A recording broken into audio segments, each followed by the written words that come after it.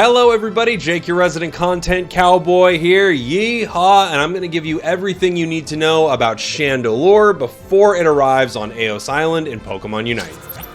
Chandelure will release 1 week gems only for 575 gems, and then it will cost 12,000 coins. It's a ranged special attacker listed as novice difficulty, and you know what? I actually think that's probably correct. This is the first long-range mage that we've had in a long-range time inside of Pokemon Unite, and it does a lot of really cool stuff. Before I show you some of its moves, let's talk about its passive right here, Infiltrator. When the Pokemon with this ability deals damage to opposing Pokemon, its next attack partially ignores Pokemon's special defense, so it has a built-in slick spoon almost when you hit with damage. This stacks up to 8 times, and you get this very easily. I'll show you how to stack this up incredibly fast. This is something you're not really going to have to think about. It's just the ability to shred special defense on your opponents. You'll probably still run Slick Spoon with this character because it's so amazing, but you've got a built-in special defense shred. Starting the match, you have the option between Ember and Nightshade for your first moves. You're always going to take Ember for this because Nightshade deals no damage. Ember is an interesting move where you essentially throw out 2 balls of fire in quick succession. You can do it quickly, or you can actually wait to throw the second one here.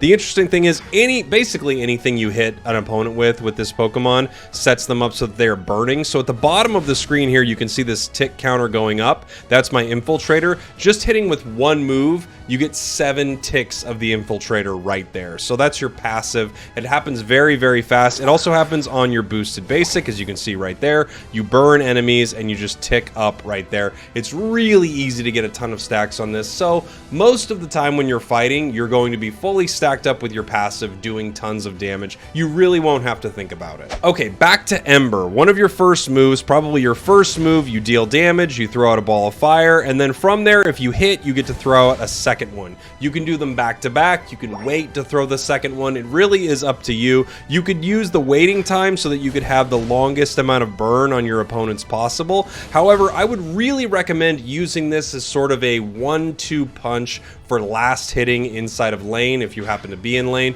you might see this Pokemon a lot in the central area just because it's going to be easy to get it the experience it needs, and its level 5 is pretty crazy. But something like this would work inside of lane if you're hitting an opponent with a boosted and then you're fighting and it's Ember, so you get really fast secures in some of the wild Pokemon.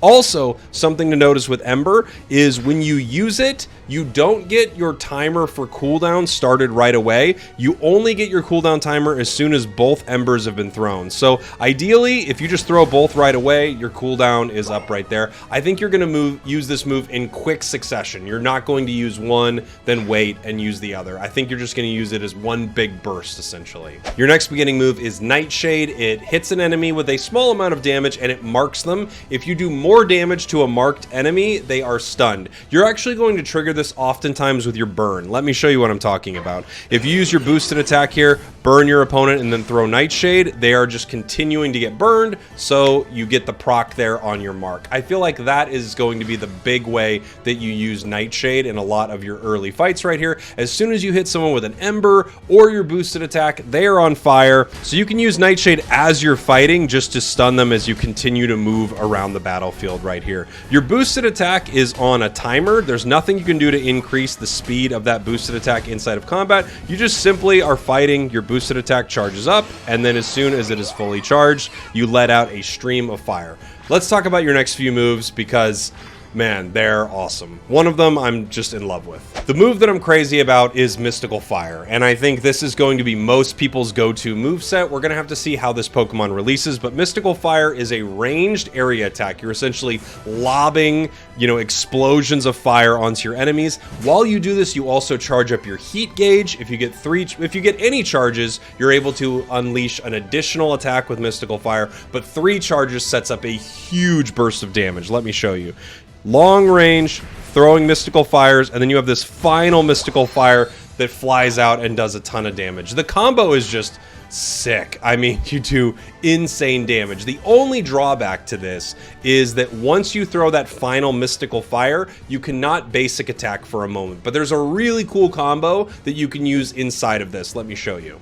So, Mystical Fire, you can hit 3 times. Then, before you throw your final Mystical Fire, you can just use your boosted attack, then throw that final Mystical Fire. That way, when you're on cooldown from being able to use any basic attacks, you've already used your boosted, so the time that your basic attacks are back up, you've basically got your boosted again. It is a cool little combo that you can set up. Again, 3 Mystical Fires, big old boosted into the final Mystical Fire right there. It does a lot of damage in one huge burst. You do have this small moment where you can't use basic attacks, but you can do anything else. You can use your Unite move, you can use your second move, you can score, you can do anything except basic attack in that moment, and it's brief. Let me show you right here as I will try to attack. Here's my Mystical Fire, tap, tap, tap, tap, tap, tap, tap. There you go. I don't know, about a second maybe? Second and a half. That might even be long. Your second move, you have a choice between Poltergeist and Imprison. Poltergeist is so fun. Imprison might be the more useful move inside the game. Let's talk about Poltergeist first. Poltergeist sets up an area where enemies, if they enter or exit through any of those lines that you could see right there, they get a decrease in movement speed. And if they happen to run into any of this floating furniture, they take damage as well as getting slowed. So you can see right here on the substitute doll, it's a little tough on a substitute doll. Let's do it on this Xatu right here. This Xatu can walk into some of this floating furniture and it will be able, come on. Come here, Xatu. There you go, buddy. It walks into some of the floating furniture and it takes damage. This isn't something that you're going to use in the sense that you're expecting enemies to walk into it, but you'll see a fight with enemies and allies. You throw this down, whether they're trying to flee out of it or they're moving around it, they're going to take damage and they're going to get slowed. It's a really cool move, and also it's a room with floating furniture. The furniture floats around and enemies run into it. It's so freaking cool. It's a silly move, and I love it so much. I don't know if it will be the move for this Pokemon, but I just freaking love this move. This will also set up scenarios where you can more easily hit your opponents with your moves. As you can see, he is running away from this situation, but the further he runs away with this Poltergeist right here, I'm just able to lob Mystical Fires into that fight. So you can really set up some pretty cool things with this. In some ways, I think the ease of use of Poltergeist and the fact that it sticks around longer might actually make it the preferred move. Also, it's a room of floating furniture and it's really cool. I love it. At level 11 and 13, you get your increases for Poltergeist and Mystical Fire. Poltergeist at level 13, you get your plus version. It just means that when they step on the outer edges right here, they have an increase in the amount of move speed decrease that they get. Boy, there could have been a better way for me to word that, but you get it. Their move speed is slowed even more. At level 11, Mystical Fire Plus will make it so that you can cast Mystical Fire even faster. As you can see, I only hit twice with Mystical Fire right there, so you can still use your move and get that Mystical Fire burst damage if you don't hit all of them. You can even hit one, and you could still get the Mystical Fire Plus, which is just an extra burst of damage. Your next two moves, Fire Blast and Imprison. Let's talk about Fire Blast. It's a long-range move right here where you can see the cast of it. If you hit an enemy in this area right there, you do decent damage and you set them on fire. You just give them that burning effect, which pretty much happens with, again, everything that this Pokemon does. You get that burning effect on them. If you were actually able to hit in that final area there, that kind of burst explosion area, you can see your move's cooldown is decreased greatly. So you've got about a 7-ish second cooldown right here. I think the game tells me exactly 6.8 second cooldown right here. And if you throw Fire Blast right there, boom, that happens to jump it down like 4 seconds. It goes right to over 2 seconds. So if you're hitting with Fire Blast at the end of its range right there, you were able to use this move a ton. Again, I don't think it's going to be as popular as Mystical Fire, just because even if you're hitting that with a 2-second cooldown, Mystical Fire still throws out more damage more quickly. However, if you play this Pokemon well at range, you are just able to constantly throw your moves, which is really cool. Imprison is a pretty wild move, and I think competitively it could definitely be the choice for this Pokemon for sure. When you throw Imprison at an enemy, one enemy inside there gets caught and stunned for a brief second here, and you can see that above Blissey right there, it says Move Lock. For a moment, this Pokemon is not able to use any of its moves. None of its healing moves, whatever it is for any of these Pokemon. So a Pokemon like Cinderace might not be as affected because it's an auto attacker, but a Pokemon like Espeon won't be able to throw a Psyshock. You know, a Pokemon like Urshifu, Water Urshifu, won't be able to use its Surging Strikes. Imprison could be So incredibly good. Just having something that locks opponents down at that much of a range is really crazy. It also combos with both moves well because you get a bit of a stun. Not only do you get a stun on one of the Pokemon and all of the Pokemon once you get its moves upgrade, you also just have them not able to use moves, which can include lots of things like dashes and just abilities to get out of situations. Imagine Dodrio moving towards your team. You know it's going to run in and hit you with a Drill Peck. Nope, imprison. For a second there, you can't use your move. In fact, if you're one of the Pokemon stunned, your sprint gauge drops to the floor. Like, imprison is really nuts. You don't have a room full of floating furniture, so I don't know how you square that, but imprison's awesome. Fire Blast and Imprison actually work well together too. You have a really fast cast time on the two, so you can throw Imprison, then immediately throw Fire Blast. So Imprison, Fire Blast right away.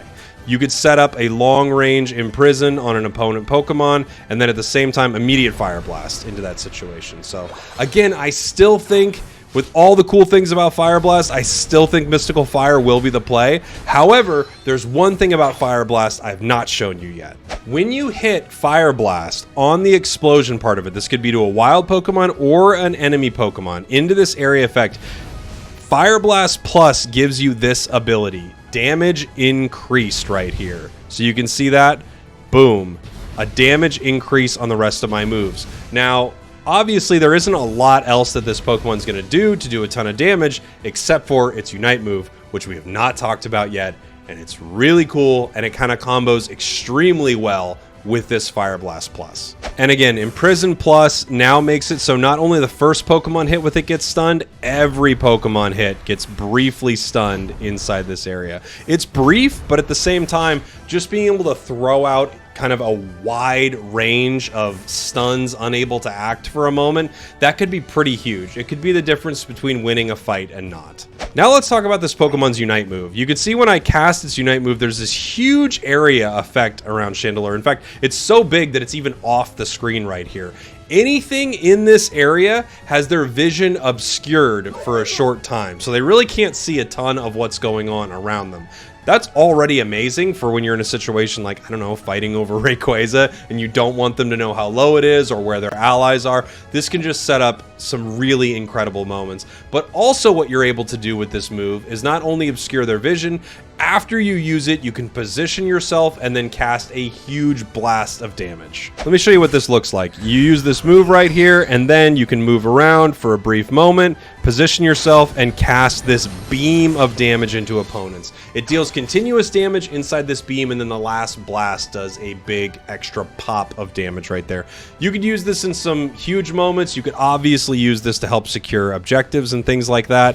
This Pokemon could be very, very good for a team looking to secure an objective. So you're fighting it for a while, and then once it gets low enough, you're just able to set up a nice moment here with your Unite move. Unite, the enemies can't see you, they don't know how much damage you're going to end up doing. You just output a ton of burst damage onto the objective, and it's gone. And they couldn't even really tell what was happening because their vision was obscured. Now, let me show you that combo I was talking about. If you look at the damage here from your Unite move onto this doll here, 9,600 damage basically. Now, if I'm able to hit first with a Fire Blast and then cast it,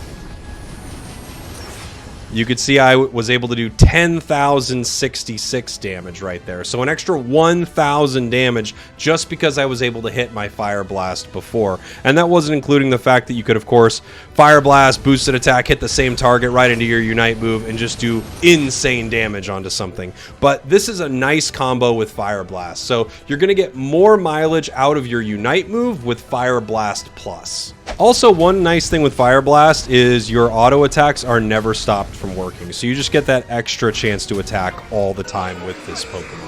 A cool little bonus for not having the sort of mystical fire that stops you for a moment from attacking. Between Imprison, being able to stop your opponents from seeing what you're doing, and a Unite move that rips objectives, I think Chandelure is going to be an awesome addition to the roster. And while it doesn't have a ton of it in its kit that's super difficult to understand, I actually think that's going to be really cool because it is going to be friendly for a lot of newer players and pros who are really able to set up great positioning for all of their moves. Let's talk about items and boost emblems.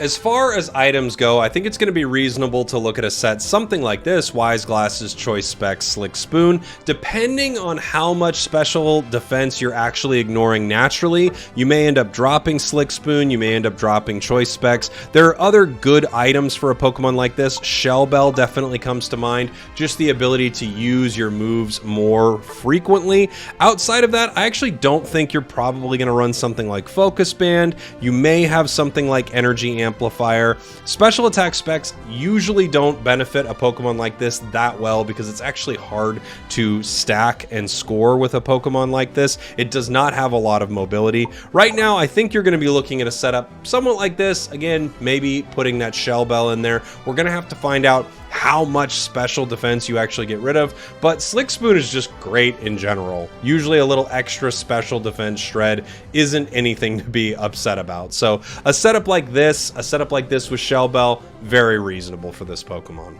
If you happen to be using the Fire Blast build, it's possible that you running a Muscle Band will just help you auto attack more and more, so you're constantly doing it.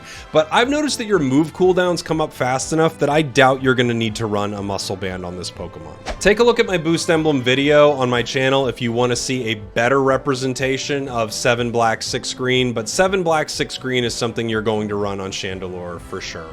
Extra cooldown, extra special attack damage. There's no question that this is the type of setup you are going to run on this Pokemon. I am so excited for this Pokemon to come to Pokemon Unite. The last few releases have been excellent. Lapras has been great, and this one I think is a lot of people are going to love this long-range attacker here. Again, if you're playing it in Path, just remember that combo with Ember, where really you just want to hit, you know, your boosted attack, Ember, Ember, and get as much damage as you can as quickly as possible so you can secure some last hits with this Pokemon. This is also the reason I have Choice Specs on it right now, because it's just going to help you get a lot of those last hits early. Once you hit level 5, boom, you are in the game and you're ready to go. Before that, you are a little weak and you can get punished pretty hard. Thanks for watching, thanks for listening. I hope this gets you ready for Chandelure to come to Unite. I can't friggin' wait. I love you. Let me know what you think of it in the comments. See y'all soon.